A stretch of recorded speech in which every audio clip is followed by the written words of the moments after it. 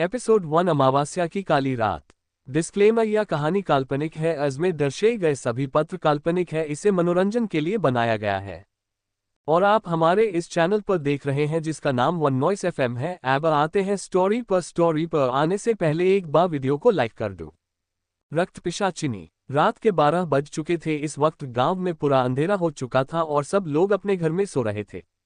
बाहर का वातावरण को देखकर ऐसा लग रहा था जैसे यहाँ कितनी शांति हो, लेकिन उस शांति को भंग करने के लिए कहीं कुछ ऐसा हो रहा था जो आने वाले समय के लिए काफी खतरनाक था। जंगल के अंदर एक स्त्री अपने दबे कदमों से आगे बढ़ते जा रही थी। उस दिन अमावस्या की रात थी जिस कारण पूरा अंधेरा ही था। पूरा आसमान भी अंधेरे से घिरा हुआ था और जंगल में ज्यादा कुछ दिखाई नहीं दे रहा हो, लेकिन वो स्त्री फिर भी अपने कदम बढ़ाए जा रही थी।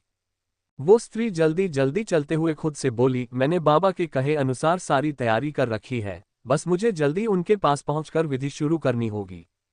तभी वो आसमान की ओर देखते हुए बोली, कहीं देरी ना हो जाए वरना मेरी मौत निश्चित है आज। इतना कहकर वो और तेज चलने की कोशिश करती है। उस स्त्री ने अपने कोमल बदन पर लाल रंग की साड़ी लपेट रखी थी। उसके चलने के अंदाज से लग रहा था जैसे वो किसी भयानक मकसद को अंजाम देनी जा रही हो। वो धीरे धीरे पहाड़ी इलाके में प्रवेश कर जाती है और इधर उधर देखते मुंह पर आकर रुककर सोचने हुए खुद से मन में बोली, नहीं नहीं, ये वाला रास्ता है जहां से बाबा ने पहाड़ी पर आने के लिए कहा था।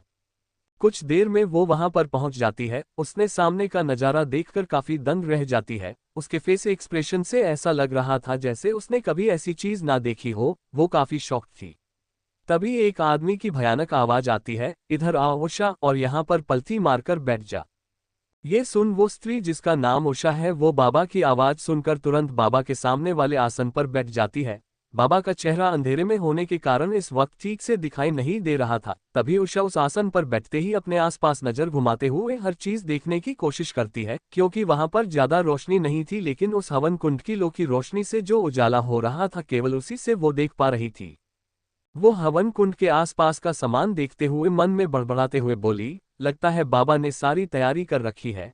ये नीचे में 5 खोपड़ी जो काली शक्ति का प्रतीक है और उसके बगल में रखा हुआ एक धारदार खंजर जो किसी का भी काम खत्म कर दे। और ये पास में क्या रखा हुआ है? उषा को खंजर के पास रखा हुआ सामान कुछ ठीक से नहीं दिखाई दे रहा था, लेकिन वो अपनी एकट की नजरों से उसी को देखने की कोशिश कर रही हो, लेकिन वो लाख कोशिशों के बाद उस चीज को देख ना पा रही हो। तभी उस अघोरी बाबा की नजर उषा पर पड़ती है। वो उस पर चिल्लाते हुए कहते हैं, ये तू क्या कर रही है? तुझे इस वक्त अपना मन स्थिर रखना है, तभी कुछ हो पाएगा। इतना सुनकर वो तुरंत अपनी आंखें बंद करके ध्यान करने लग जाती है। अघोरी बाबा वो अपने क्रिया में लग जाते हैं। कुछ पलों में उस अघोरी की आवाज आती है, आंखें खोल उषा, अब वक्त आ गया है, इसका बेसब्री से इंतजार था। तभी उषा खुशी के साथ अपनी आंखें खोलती है। वो अघोरी की ओर देखते हुए बोली, क्या सच में बाबा जो मैं पाना चाहती हूँ वो सच में मुझे मिलेगा?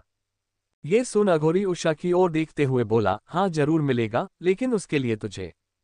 अघोरी ने इतना कहा ही था कि तभी उषा तुरंत उत्सुक होते हुए बोली, लेकिन उसके लिए तुझे क्या बाबा? तभी अघोरी आगे बोला, तुझे शक्ति के बदले खुद को उस शैतान को सौंपना होगा।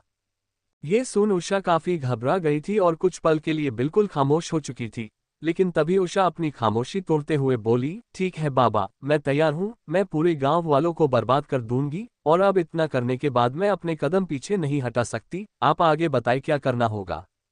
ये सुन अघोरी भयानक हंसी हंसते हुए बोला, हा हा हा हा हा, ठीक है फिर।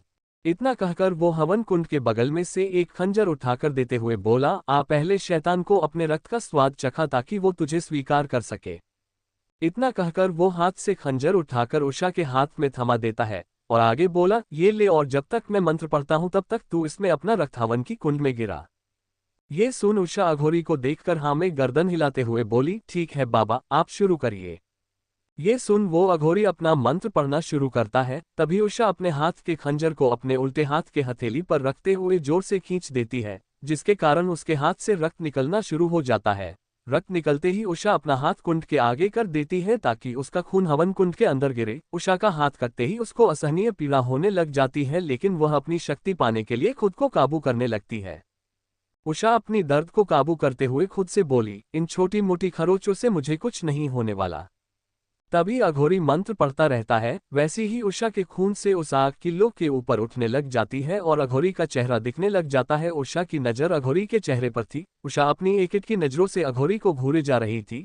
अघोरी की बड़ी बड़ी जटा उसके अगल बगल लहरा रही थी। उसने अपने सर पर त्रिपुंड लगाया हुआ था और उसके पूरे शरीर पर भस्म लगी हुई थी और आग की लो में उसका मुंह एकदम भयानक लग रहा था। उषा अघोरी को देख ही रही थी कि तभी अघोरी उषा को देखते हुए बोला, अब अगला कदम शुरू करते हैं। अब तुम नीचे जो भी रखे काले थैले में जो रखा है उससे तैयार हो जाओ। ये सुनकर उषा उस थैला को उठाकर देखने लग जाती है, आखिर उसमें क्या है वह सोचते हुए काला थैला खोलती है तो उसके अंदर श्रृंगार के कुछ सामान रखे हुए थे। उषा श्रृंगार का सामान देखते हुए बोली, आखिर यह किस लिए है।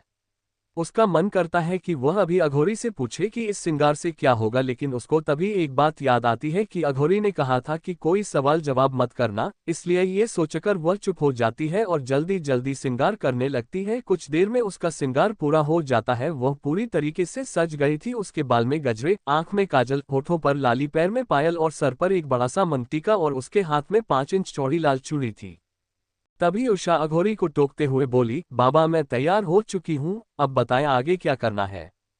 ये सुनकर अघोरी अपनी आंखें खोल लेता है। अघोरी उषा को ऊपर से लेकर नीचे तक देखता है। उषा पूरी सजी हुई थी। वह बोला, चलो अब आखिरी कदम उठाने का वक्त आ चुका है, अब हमें चलना चाहिए यहाँ से। ये सुन उषा मन में सोचते हुए बोली, अब आखिर कहाँ जाना है, क्या अब भी कुछ बाकी है। इतना सोचकर वह चुप हो गई थी। तभी वह अघोरी उठता है और अपने हाथ में एक मशाल लेता उसमें यज्ञकुंड की अग्नि से लेकर वहां से मशाल में आग लेकर आगे बढ़ने लगता है। अघोरी चलना शुरू कर देता है और उसके पीछे पीछे उषा भी चलती रहती है। उषा के दिमाग में बार बार एक सवाल चल रहा था, आखिर अब कौन सा कदम हो सकता है, क्या ये मुझे शमशान लेकर जा रहे हैं या कहीं और। ये सारे सवाल उषा के अंदर बार बार चल रहे थे। कुछ देर चलने के बाद अघोरी एक हवेली के सामने ले आता है जो काफी पुरानी लग रही थी। उषा उसके सामने खड़ी होकर पूछती है, बाबा आखिर ये हवेली कैसी है, अब इसके अंदर भी हमें कोई काम है क्या, या इसके अंदर कोई विधि करनी है। ये सुन अघोरी हंसते हुए बोला, हाँ हाँ हाँ हाँ करनी है ना, मुझे नहीं तुझे, वो भी अकेले। ये सुन उषा थोड़ा सहम सी जाती है लेकिन अपना डर मुंह पर आने नहीं देती है। तभी अघोरी हंसते हुए बोला, अब इसके अंदर तुझे जाना होगा ताकि शैतान तुझे काली शक्ति प्रदान कर सके। उषा उस हवेली को गौर से देखते रहती है। हवेली का नजारा इतना भयानक था कि किसी का भी दिल दहल जाए। उसको देखकर ऐसा लग रहा था जैसे मानो ये हवेली देखकर किसी के प्राण निकल जाए, इतना उसका खौफ था। लेकिन उषा को इस बात से कुछ फर्क नहीं पड़ रहा था, क्योंकि धीरे धीरे उसका मन अब काली शक्ति को पाने के लिए इतना उत्सुक हो गया था कि वह कुछ भी कर सकती थी। वह शैतान से भी लड़ सकती थी और शैतान से मिल भी सकती थी या खुद शैतान बन सकती थी। इतना सोचकर वो अंदर जाने लग जाती है। अघोरी उषा को टोकते हुए बोला, अब मेरा काम खत्म हो गया है, अब मैं चला यहाँ से।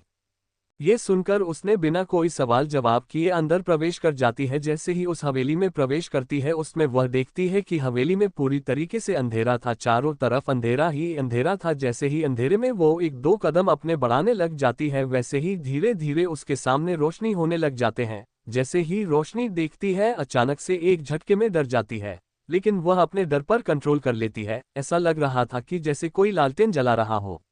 उषा डरते हुए खुद से बोली, कहीं काली शक्तियों के सम्राट आ तो नहीं गए। वो धीरे धीरे अपने कदम डर के कारण आगे बढ़ाए जा रही थी। वो अपने मन में सोचते हुए बोली, ऐसा लगता है जैसे इसमें कई हजारों सालों में इंसान ना रहा हो। इसका सुनसान होना ही लगता है जैसे इसमें कोई बहुत सी भयंकर कोई और सी आत्मा हो। तभी वह इतना बोलते हुए हवेली के आंगन के बीच में बैठकर जोर से चिल्लाते हुए एक मंत्र पढ़ने लग जाती है। मंत्र के पढ़ते ही उसको एहसास होता है जैसे कोई उसके सामने आ गया हो, वो उसके अगल बगल उसको गोल गोल घूम रहा हो, लेकिन वह इस बात पर ज्यादा ध्यान नहीं देती और वह अपना मंत्र पढ़ने में लगी रहती है। जैसे ही मंत्र पूरा होता है वैसे अपनी आंखें खोल देती है। उसके सामने एक विशालकाय आदमी खड़ा हुआ था जो पूरे वह अंधेरे में था। उषा उसको देखकर घबरा जाती है और घबराते हुए बोली, क्या यही है काली शक्तियों के सम्राट। अंधेरे में खड़े होने के कारण वो उषा को बिल्कुल नहीं दिखाई दे रहा था। उसके बनावट से लग रहा था कि वह इंसान जैसा है। ऐसा लग रहा था कि उसके पीठ पर कभी गहरा अंधेरा था। ये देखकर उसके सामने अपने हाथ जोड़ते हुए बोली, हे काली शक्तियों के सम्राट, मैं आपसे यहाँ काली शक्ति मांगने आई हूँ, कृपया करके आप मेरा मार्गदर्शन करें। ये सुन वो सामने खड़ा दानव कुछ नहीं बोलता, बस उषा की ओर आने लगता है। जैसे जैसे वो आगे आने लगता है वैसे वैसे उसके साथ साथ अंधेरा भी आने लगता है। वो उषा के कुछ कदमों की दूर पर खड़ा रहता है। तभी वो अपना हाथ जैसे ही आगे करता है उषा तुरंत खड़ी हो जाती है। उषा के खड़े होते ही उसकी साड़ी खुलना शुरू हो जाती है। उषा ये देखकर हैरान हो जाती है। उषा हैरान होते हुए खुद से बोली, ये अचानक क्या हो रहा है, मेरी साड़ी खुल रही, इसका मतलब जो मैं सोच रही हूँ वो तो नहीं हो सकता ना। इतना सोचा ही था कि वो अंधेरा दानव उषा के बदन से लिपट जाता है, और जैसे ही वो उसके बदन से लिपटता है उसकी उषा का चांद के जैसा गोरा चेहरा अंधेरे में गायब होने लगता है। ये सब उषा देखकर पूरी तरह से घबरा चुकी थी। कुछ देर के बाद उस हवेली के अंदर उषा जमीन में बेहोश होकर पड़ी थी। वो बेहोश पड़ी हुई थी, तभी अचानक धीरे धीरे होश आने लगता है। कुछ ही पल से उषा उठकर बैठ जाती है। उषा खुद को देखते हुए बोली, मैं तो बच गई, इसका मतलब क्या? मुझे काली शक्तियाँ मिल गई है। Subscribe to One Noise FM.